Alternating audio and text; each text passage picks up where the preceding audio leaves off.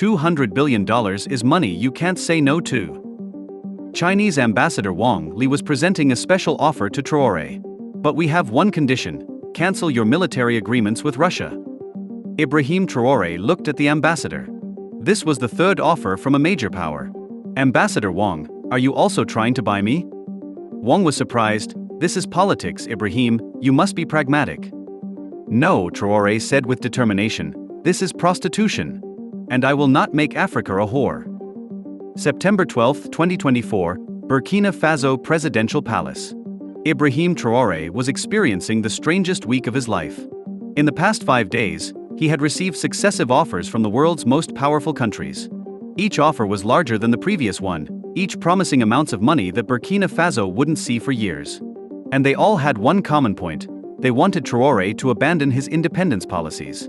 That morning, beginning at 9 a.m., Traoré had started the day by conducting a normal cabinet meeting. On the agenda were the economic results of the new alliance established with Mali and Niger.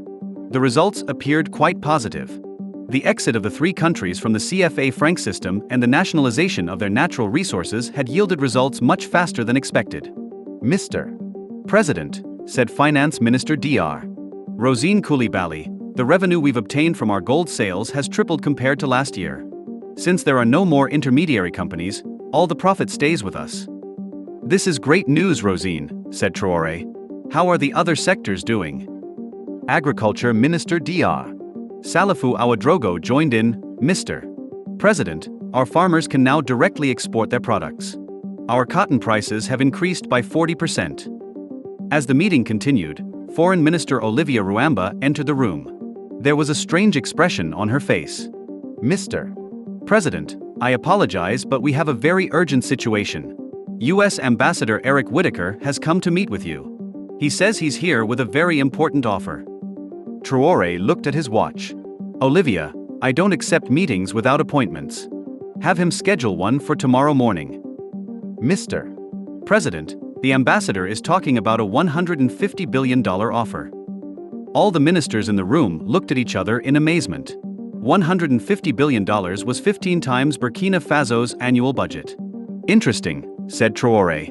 Such a large offer must have very large conditions. Give him 15 minutes, let him come in. U.S. Ambassador Eric Whitaker entered Traoré's office with 2 advisors. He was carrying a thick file. President Traoré, said Whitaker, I'll get straight to the point. The United States is offering Burkina Faso a $150 billion investment package. That's a very large amount, Ambassador Whitaker. What are the conditions? Whitaker opened the file. The first condition is that you end the alliance you've established with Mali and Niger. The second condition is that you cancel the military agreements you've signed with Russia. The third condition is that you return to the CFA Franc system. Traoré listened calmly. And the fourth condition? That you reopen your gold mines to international companies. I understand. So in exchange for $150 billion, you want us to abandon all the independence decisions we've made in the past 2 years. President Traoré, this is just politics. You must be pragmatic. Traoré stood up and walked to the window. Ambassador Whitaker, this isn't money, this is a purchase offer. You're trying to buy me. President Traoré, this is the 21st century. Everything has a price. No, Ambassador. Honor has no price. Freedom has no price. Whitaker was beginning to get angry. If you reject this offer, you'll bear the consequences. Ambassador, we're already prepared to bear consequences. May I see you out? After Whitaker left, Traoré turned to his cabinet members. Friends, this is just the beginning. Bigger offers will come. He wasn't wrong. The next day, European Union delegation head Philippe Lalliot came with an even larger offer. President Traoré, said Lalliot, as the EU, we're offering you a €200 billion package.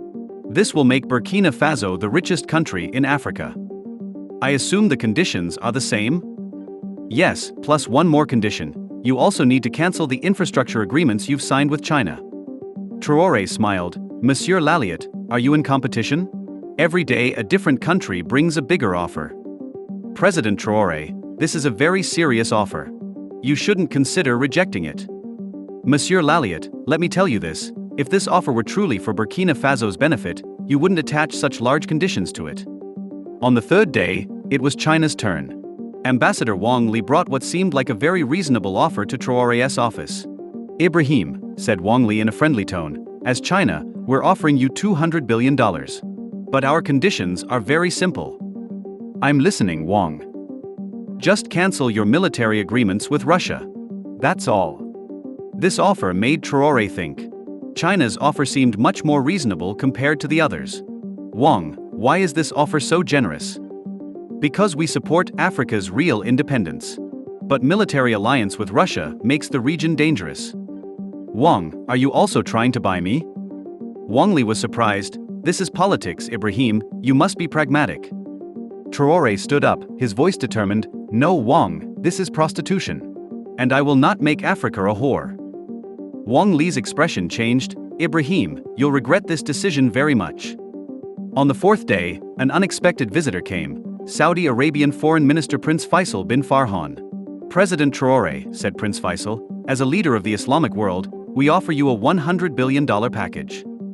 "The conditions?" "Very simple. Declare Burkina Faso an Islamic state. Implement Sharia law." This offer shocked Traoré. "Prince Faisal, Burkina Faso is a multi-religious country. 40% of our people are Muslim, 25% Christian, 35% follow traditional beliefs.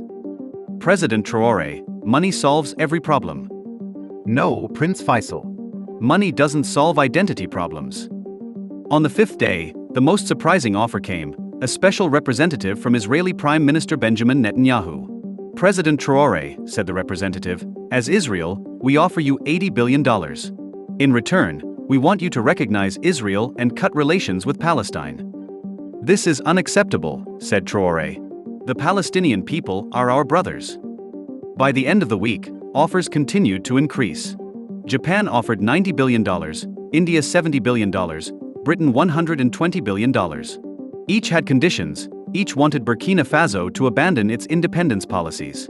On Saturday, Traoré held a special cabinet meeting. "Friends," he said, "this week we received offers totaling $1.2 trillion. This equals Burkina Faso's budget for 100 years. Finance Minister Dr. Coulibaly exclaimed in amazement, $1.2 trillion. That's an incredible figure, Mr. President." "Yes, Rosine. And this figure shows us something. What we're doing scares them very much." Economy Minister Dr. Ouedraogo, Mr. President, should we consider these offers? Amadou, each of these offers aims to make Burkina Faso a colony again. They want us to sell our freedom in exchange for money. Interior Minister Colonel Damaba, well, Mr. President, what will be the cost of rejecting these offers? Paul-Henri, the cost will be heavy. Economic sanctions, diplomatic isolation, maybe military intervention threats.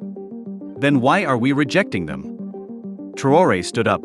"Because, friends, freedom is not for sale. Because Thomas Sankara didn't die for this money.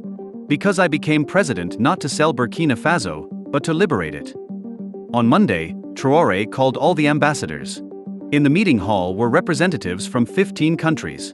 "Distinguished ambassadors," said Traoré, "thank you for all the offers I received this week. However, I'm rejecting all of them." U.S. Ambassador Whitaker stood up. "President Traoré, this is a very big mistake." Ambassador Whitaker, the big mistake was made 60 years ago. At that time, our ancestors accepted economic dependence in exchange for independence. I will not repeat that mistake. Chinese Ambassador Wang Li, "Ibrahim, you'll pay the price for this decision."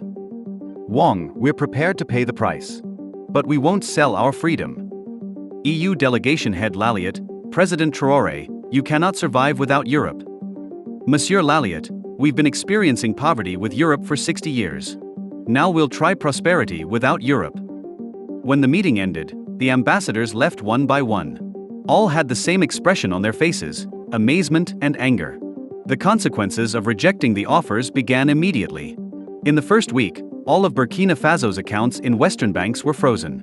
In the second week, the EU and US announced comprehensive economic sanctions. In the third week, attempts were made to pass resolutions against Burkina Faso at the UN. However, unexpected developments also occurred. Mali President Dembélé called, "Ibrahim, I congratulate you for your courage. Mali supports you." Niger President Tiani, "Ibrahim, as 3 countries will bear this cost together. More importantly, support messages began coming from other African countries. Chad President Devi, Ibrahim, you've become the pride of all Africa. Tanzania President Hassan, Traoré, you'll be Africa's new Mandela. 6 months later, economic data was surprising. Instead of sanctions, Burkina Faso had increased its trade volume with new partners. China, Russia, India, Brazil, Turkey all wanted to trade with Burkina Faso. Most importantly, intra-African trade had exploded. Without the CFA Franc, African countries were trading with each other using their own currencies. 1 year later, Traoré spoke at the African Union Summit. Last year, the world's great powers tried to buy me. They offered $1.2 trillion. I rejected it. Because Africa is not for sale. Standing applause continued in the hall. Representatives from 54 African countries were applauding Traoré. Friends, Traoré continued, those offers showed us something. What we're doing is right. Because they're prepared to pay $1.2 trillion to stop us. But we won't stop. Africa's second independence will continue. 2 years later, Traoré, who had rejected $1.2 trillion in offers, had become one of Africa's most respected leaders. Burkina Faso had become the fastest-growing African economy. Most importantly, 15 African countries had begun implementing the Burkina Faso model. Each had taken control of their own resources, exited Western currencies, and increased intra-African trade. 3 years later, Chinese Ambassador Wang Li came again. This time he had no offer, he just came to apologize. Ibrahim, said Wang, I apologize for the offer I made to you that day. You were right, Africa is not a whore. Traoré smiled, Wang, that's in the past. Now let's trade as equal partners. Today, those $1.2 trillion offers are known as Africa's honor test. And Ibrahim Traoré went down in history as the first African leader to pass this test. Every September 12th is celebrated as African Honor Day. On that day, it's remembered that no amount of money can be accepted in exchange for freedom. The $1.2 trillion that Traoré rejected proved to the world that Africa was never for sale. But the story behind these astronomical offers reveals a deeper truth about the nature of modern colonialism and the desperation of former colonial powers to maintain their economic dominance over Africa. The convergence of such massive financial proposals from competing global powers in a single week was not coincidental.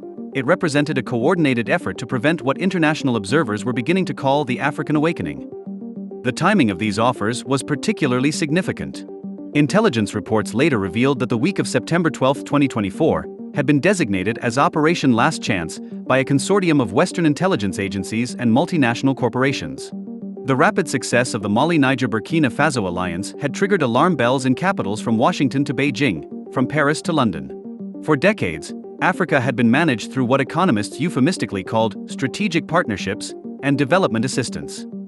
The reality was a sophisticated system of economic extraction that had evolved from crude colonial exploitation into elegant financial instruments that achieved the same result, keeping African wealth flowing to foreign powers while maintaining the illusion of sovereignty and partnership. The mathematical precision of the offers was telling. Economic analysts in the Pentagon, the Élysée Palace, and Zhongnanhai had calculated exactly how much African independence was costing their respective economies. The $150 billion US offer represented roughly the annual value of strategic minerals extracted from Burkina Faso under the previous system. The €200 billion EU package equaled the lifetime value of gold reserves that European companies had expected to extract over the next 2 decades. China's $200 billion proposal matched their projected losses if the Belt and Road Initiative in West Africa collapsed due to regional instability. Each offer had been crafted by teams of psychologists, economists, and cultural experts who had spent months analyzing Traoré's personality profile, his motivations, his pressure points. The assumption underlying all these efforts was fundamentally colonial, that African leaders, like their predecessors, would ultimately prioritize personal enrichment over national sovereignty. The US approach reflected classic American geopolitical thinking, overwhelming financial superiority combined with implicit threats. Ambassador Whitaker's presentation had been rehearsed for weeks in Langley, with CIA analysts playing the role of Traoré to test different persuasion strategies. The Americans had genuine confidence that $150 billion, more money than most African countries had ever seen, would be impossible to refuse. The European Union's strategy was more sophisticated, reflecting centuries of experience in African manipulation. The €200 billion offer wasn't just money, it was positioned as a modernization partnership that would transform Burkina Faso into a showcase of European-African cooperation. French President Emmanuel Macron had personally approved talking points that emphasized historical ties, cultural affinity, and shared values. China's approach was perhaps the most cynical. Beijing's analysts had correctly identified that Traoré's movement represented genuine African nationalism rather than mere anti-Western sentiment. Their $200 billion offer was designed to appear respectful of African independence while actually ensuring Chinese hegemony in the region. The condition of canceling Russian military agreements was intended to eliminate the only other power capable of supporting African independence movements. The smaller offers from Saudi Arabia, Israel, Japan, India, and Britain reflected each country's specific strategic interests in West Africa. Saudi Arabia's Islamic State proposal was part of a broader effort to counter Iranian influence in Africa through religious soft power. Israel's recognition demand represented their ongoing campaign to isolate Palestinian diplomatic support. Japan and India were bidding for rare earth mineral access essential to their technology industries. What none of these powers had anticipated was encountering an African leader who understood that the offers themselves were evidence of weakness rather than strength. Traditional colonial thinking assumed that overwhelming financial incentives would override any commitment to independence. This assumption had proven correct with previous generations of African leaders who had often been co-opted through much smaller inducements. Traoré's rejection of the offers sent shockwaves through international financial markets. Commodity prices fluctuated wildly as traders attempted to price in the risk of losing access to African resources. Defense contractors saw their stock prices fall as investors questioned the sustainability of military interventions in Africa. European and American mining companies faced shareholder lawsuits as the full scale of their African exposure became clear. More significantly, the rejections triggered immediate reassessments of African policy in major capitals. For the first time in decades, Western governments were forced to consider the possibility that African countries might achieve genuine independence. This prospect terrified not just extractive industries, but entire economic systems built on the assumption of continued access to cheap African resources. The retaliation was swift but ultimately counterproductive. Economic sanctions meant to cripple Burkina Faso instead created opportunities for alternative partnerships. When European banks froze African accounts, Chinese banks offered immediate credit lines. When American companies withdrew from mining contracts, Russian firms stepped in with better terms. When the EU suspended trade agreements, Brazil and India expanded their African economic relationships. The most important consequence, however, was psychological. The spectacle of the world's most powerful countries desperately bidding for a single African leader's compliance demonstrated that Africa possessed something these powers desperately needed. For the first time in centuries, African leaders realized they were negotiating from a position of strength rather than weakness. This realization spread rapidly across the continent through informal networks of African diplomats, military officers, and civil society leaders. The story of Traoré's week of offers became legendary, inspiring independence movements in countries that had seemed permanently locked into colonial economic relationships. The aftermath of the rejected offers also revealed the sophisticated intelligence networks that global powers maintained in Africa. Within days of Traoré's rejections, detailed reports about internal Burkina Faso political dynamics appeared on the desks of foreign ministers worldwide. These reports revealed not just surveillance capabilities, but also the extent to which African governments had been penetrated by foreign intelligence services. The discovery of this penetration led to comprehensive security reviews across Africa. Countries that had considered themselves sovereign realized they were operating under constant foreign observation and manipulation. This knowledge prompted a continent-wide effort to develop indigenous intelligence capabilities and secure communication systems. The economic warfare that followed the rejected offers ultimately backfired by forcing African countries to develop alternative systems more rapidly than anyone had thought possible. Digital currencies backed by African gold reserves eliminated dependence on Western financial institutions. Direct trade agreements between African countries bypassed traditional commodity markets controlled by former colonial powers. Technology transfers from China and Russia provided alternatives to Western industrial partnerships. Most importantly, the week of offers demonstrated that African independence was not just possible but inevitable. The desperation revealed by $1.2 trillion in bribes showed that the colonial system was already failing. Former colonial powers were offering unprecedented sums not from generosity, but from recognition that their traditional methods of control were no longer working. The transformation that followed proved that Africa's poverty had never been natural or inevitable. Within 3 years of rejecting the offers, the Mali-Niger Burkina Faso alliance had achieved higher economic growth rates than most developed countries. Resource revenues that had previously enriched foreign shareholders were now funding African infrastructure, education, and healthcare systems. The success of the alliance inspired similar movements across the continent. Country after country began renegotiating resource extraction agreements, establishing sovereign wealth funds, and developing intra-African trade relationships. The very powers that had offered $1.2 trillion to stop African independence found themselves competing for partnerships with increasingly confident African governments.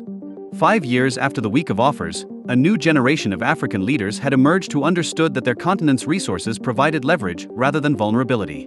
These leaders approached international relationships as equals rather than supplicants, demanding partnerships that benefited African development rather than foreign extraction.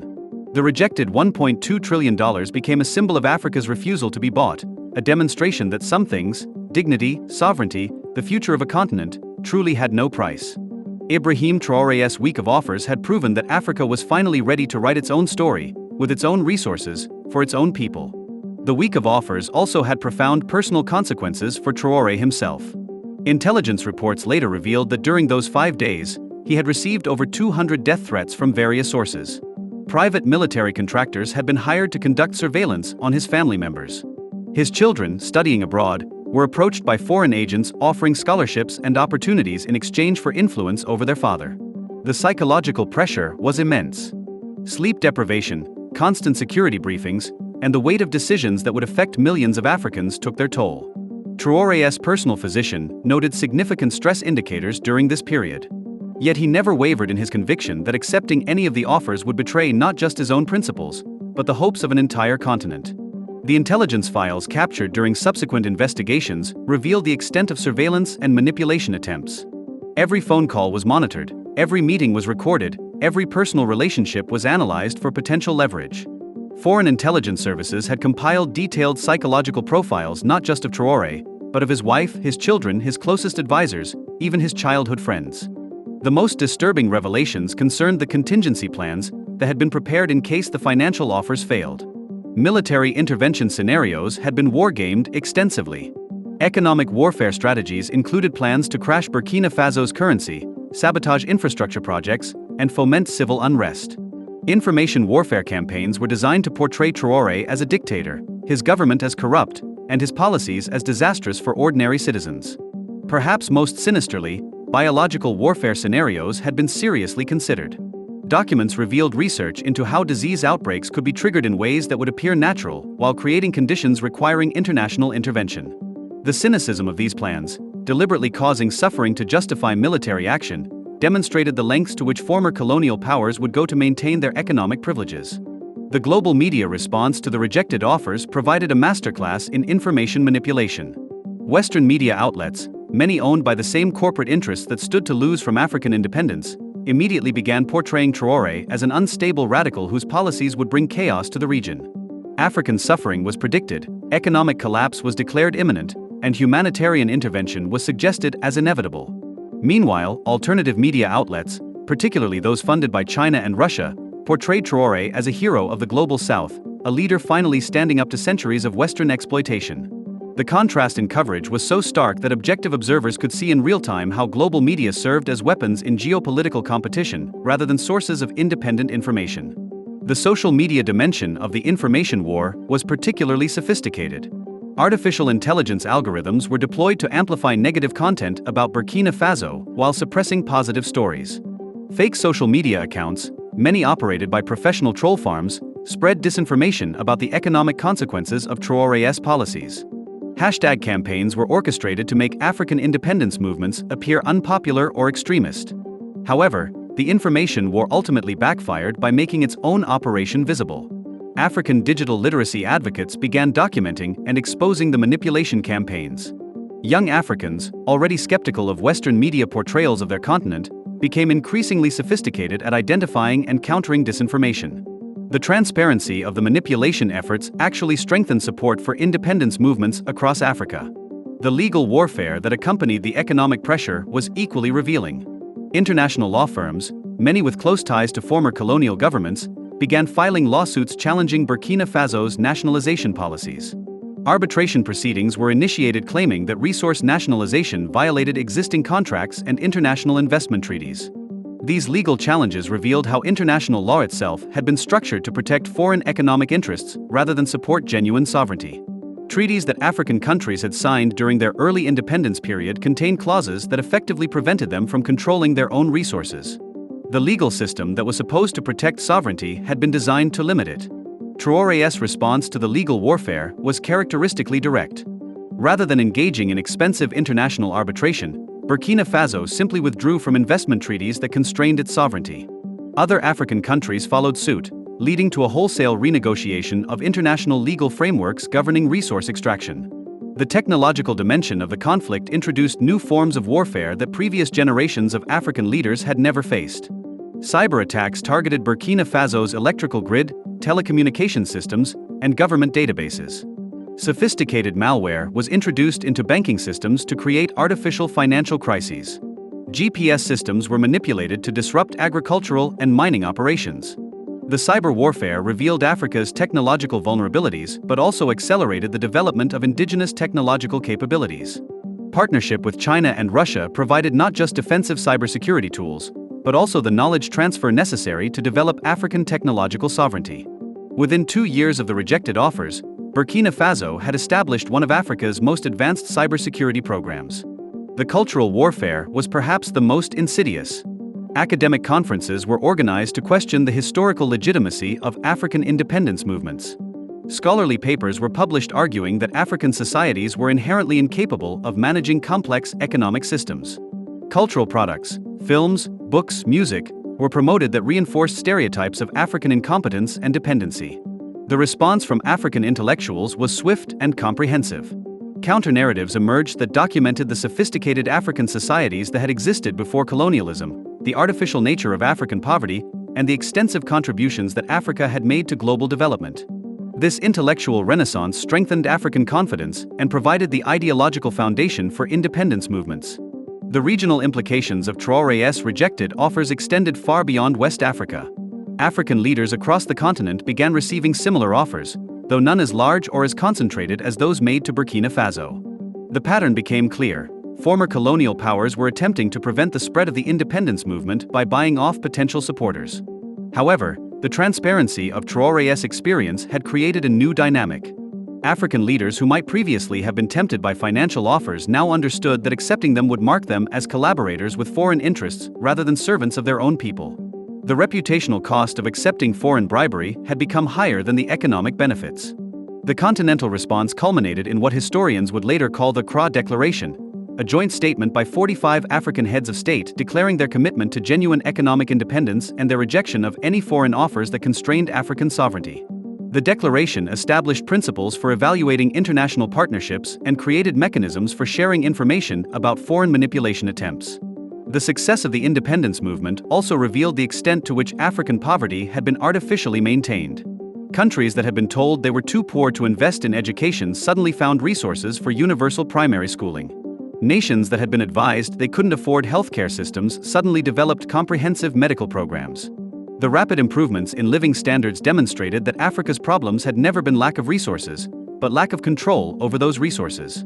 The transformation was particularly dramatic in rural areas, where the majority of Africans lived. Resource revenues that had previously been extracted by foreign companies were now invested in rural infrastructure, agricultural technology, and rural education. Rural-urban migration slowed as opportunities in agriculture and rural industries expanded.